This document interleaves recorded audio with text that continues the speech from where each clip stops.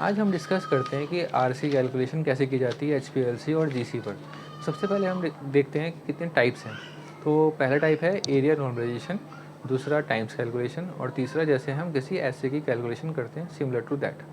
तो सबसे पहले हम डिस्कस करते हैं एरिया नॉर्मलाइजेशन क्या होता है। तो इसमें क्या होता है कि जो आपकी अननोन पीक या नॉन पीक है उसका area divide by sum of all peaks जो भी डिटेक्ट हुई हैं मल्टीप्लाई बाई 100।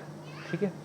तो इसमें हमें ध्यान क्या देना है कि अगर आपकी ब्लैंक में कोई पीक आती है तो उसको कंसीडर नहीं करना है, या कोई अगर फिनिश प्रोडक्ट है तो फिनिश प्रोडक्ट में प्लेसिबो लगेगा, तो प्लेसिबो और ब्लैंक की पीक को सम में से माइनस करके ही कैलकुलेट किया जाएगा।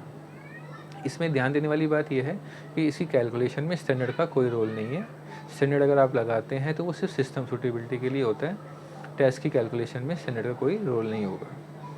एक पॉइंट इसमें ये आता है कि किसी की अगर इम्प्योरिटी का कोई अगर सेंसिटिविटी अलग अलग होती है तो उसका एक आरआरएफ दिया होगा, तो आरआरएफ भी उसका कैलकुलेशन में उसका फैक्टर होगा, उसको भी कंसिडर किया जाएगा।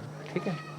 तो सेकंड वन इज़ हमारा टाइम्स कैलकुलेशन। टाइम्स कैलकुलेशन में क्या करते हैं कि जैसे आपने कभी आईपी का मोनोग्राफ देखा होगा तो उसमें लिखा होता है कि area of any secondary peak is not more than that time of reference solution, और उसके आगे लिमिट दी होती है।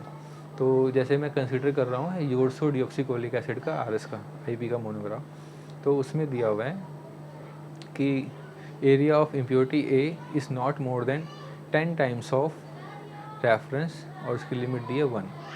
तो इसमें क्या है कि आपकी इम्प्योरिटी अगर डिटेक्ट होती है तो इसमें उसका इम्प्योरिटी का एरिया डिवाइड बाय रेफरेंस का एरिया मल्टीप्लाई बाय 1 जो उसकी लिमिट है डिवाइड बाय 10 आ जाएगा।